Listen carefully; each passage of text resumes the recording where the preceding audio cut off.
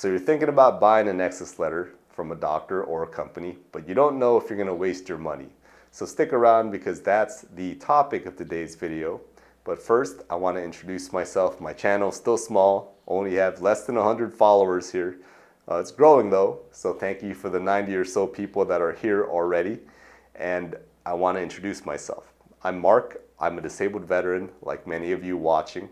And it took me about 10 years to get the benefits I deserved, and I lost close to $100,000 in unrealized benefits. The reason I make these videos is because I learned a lot, and I'm hoping to impart, what I know, my experience, so that you can win your claims for free if possible. If it's not possible, you need education, you need help, you don't have time. Well, I run a consultation and education company called Veteran Nexus, where veterans go to get the service they deserve and win their claims. But if I can't remove the time or the free part from the process, at least we can help you with the time and the pain. We can make that easier for you. So go to veterannexus.org if you're interested, sign up to talk to me and my team, and we'll go from there if that's you. If it's not, keep watching the video because we're going into it right now. So, Nexus letters. I've had videos about this in the past, but I just wanted to add another layer on top of it. And there's a dirty secret in this industry. There's no new information. Everything's the same. There's only so many ways to win your claim, right? And you just need to listen to people sometimes to get you moving. I know for me, it took like 4 times for me to hear it from 3 different people. And that's when I started getting it. So I hope that's what this video is for you. What this video is not is legal, medical, or financial advice. I'm not an attorney, I'm not a lawyer, accredited agent, or a doctor. I'm just a dude up here, another veteran like you, sharing experience from what I've seen, talking to thousands of vets about VA disability. So take that for what it's worth, and I want to talk about something more specific about the Nexus letter, starting with the content of the letter itself. So you've paid for the letter and you have it in front of you. Well, there's like 5 things on that letter I'd be looking for. 1, the section about the records review. Does this doctor even talk about the records that they reviewed? And a lot of times a doctor or a company will just write something like, I reviewed all the pertinent records to Mark Del Rosario's claim. Okay, that's something, that's good enough. But if it's just blank, now I have alarm bells. I'm like, okay, well, what's your opinion worth if you didn't even review the records? They might have done it, right? They might have looked at your records, but they didn't put it on your Nexus letter, your IMO, your exam results, whatever they wrote for you. And they need to put that in there, or their opinion is literally an opinion based on nothing. And when you look at a Nexus letter, like a free one that a doctor writes, they're real bad. It sounds like this. I think Mark has back pain from his time in the Army. That's how it reads. It's literally an opinion with no basis. And that's a very weak Nexus letter. You want something that at least says, hey, I looked at Mark's records from his active duty service from this date to this date. I looked at his records as a veteran from the VA from this date to this date. And as a bonus, if they want to add specific dates and events from your records in their rationale, even better. Many doctors won't go that far though, because I don't think they need to. I mean, just stating they looked at your records seems to be good enough. But that does add a little bit of oomph to it when they can reference things like your accident that gave you back pain that's in your active duty records. Because they don't sound like a liar when they do that. They just sound like they really did their homework with your claim. So that's one thing I'd look for in there.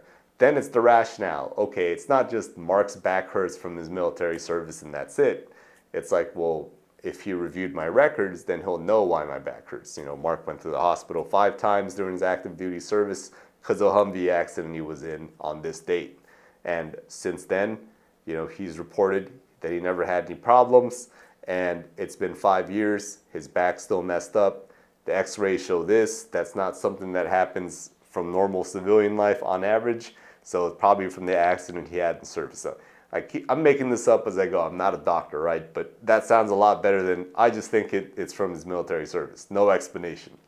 there has to be an explanation there as to why they think that your condition that you're going for is in fact related to your service, or if it's in the secondary claim, your condition is related to something that's, service connected already. Rationale is important. The third thing I'd look for are medical journals, references to other work, so it's not just that doctor's opinion. He's putting in other doctors that say, hey, there are studies that say that people who get in a Humvee accident have a back problem afterwards if they, roll around out of the turret and things like that, and that the boots do this to you, and if you carry this much weight, this is what happens for you infantry guys out there and combat arms folks. There are studies that will help prove your claim. If the doctor's putting it in there, that's a big bonus. This is something I see pretty often.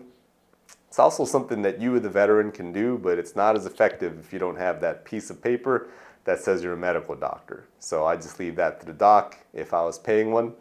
But if you're not, well, you can take that as one of those tips. You can just go on PubMed or just Google it, find a study, throw it in there to support your claim.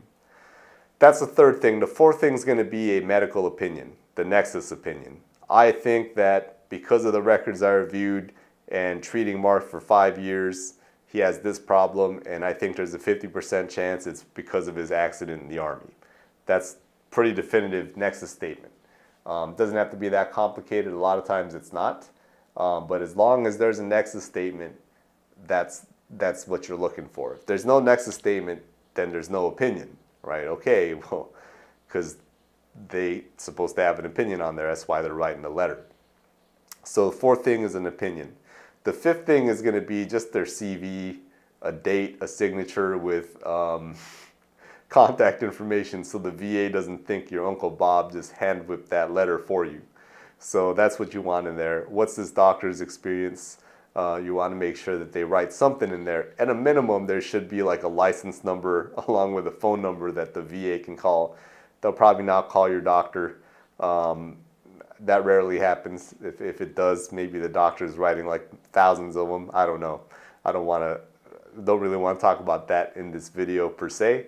But those are the 5 things I'd be looking for. And if none of those things are in there, I would ask the doctor about it, especially the records review and the Nexus statement and the rationale, right? Those things are like the bare bones. Actually, all these things are kind of bare bones, except for the references to medical journals. That's probably the only thing that is optional. If I found a Nexus letter I paid for, especially if I dropped like over $1,000, I'd be looking for those things, and I'd ask them, hey, where's the part about the records review? What's your opinion? Make sure you have those things in there, or you're wasting your money, potentially, right? Because when a VA rater sees this, it might look great, but then if it doesn't reference anything, especially your records, well, okay, it's based on error, denied, right? Or they'll just throw that evidence out. That's a bad day. You don't want that. You want them to take the Nexus letter, the opinion from your doctor that you paid almost $1,000 or more to because you paid for it and you're not lying. I'm not telling you to lie here. All I'm saying is if you have records and everything's right, you're telling the truth. You just need to make sure the VA sees your truth. That's what I'm saying here. I'm not telling you to lie. So those are the things I'd look for in the Nexus letter itself. But I have some bonuses here. Bonus number 1 is make sure that your strategy works before you even go to the doctor, because the doctor is not responsible for your strategy. If you have a good doctor, you're gonna spend a couple $100 probably on a records review. But if it's a good doctor, they won't let you push on. They'll be like, I can't do this based on the thing you want. It's not going to work. Your records don't support it. That's a good doctor. Now you still put down $200 worth of earnest money that you're going to lose, but at least it's not $1,000. But if you know the strategy before you go to the doctor, well, you don't have to waste your money. The chances are lower that that happens to you, because a bad doctor, a bad company will just say, oh, okay, that's what you need, pay me and I'll write it. And then if you're going for a sleep apnea claim as a direct service claim, for example, which a lot of vets do, and they don't have active duty records of sleep apnea or sleep study, nothing like that, well, I mean, you don't have any business going for that claim because there's no evidence. And if you paid a doctor, you probably just wasted your money. Yeah, that's just unless you have VA medical evidence within a year out of getting out for a sleep study, something like that. Not just VA, but medical evidence in general. Maybe you can get a presumptive that way. That's a discussion for a different time. It's a little late, so my mind is it's going different places right now. But you have to know what your strategy is, especially for that sleep apnea. Let's say it's going to fail as a direct service claim. Well, if you made it into a secondary claim, maybe it'll work. Maybe you have something service connected that causes the sleep apnea. Well, now you're in business.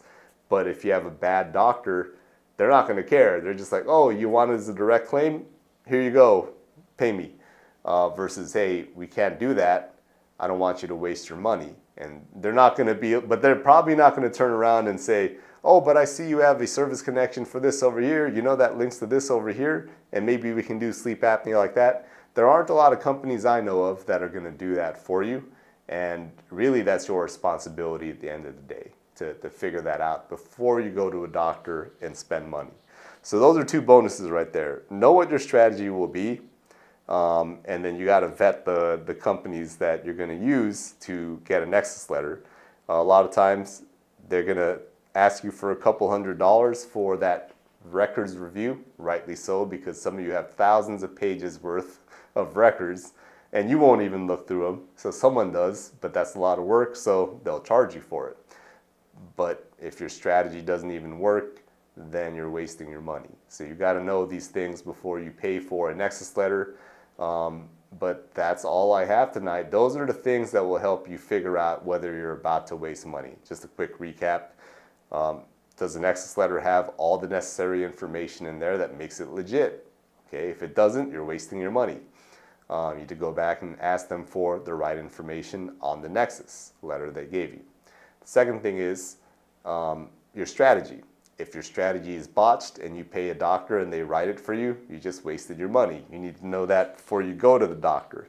And I guess the third thing is a bit redundant, is just vetting the doctor themselves, because if they're a bad doctor, then they're going to write anything for you without telling you what your chances are. And you definitely will waste your money if you do that.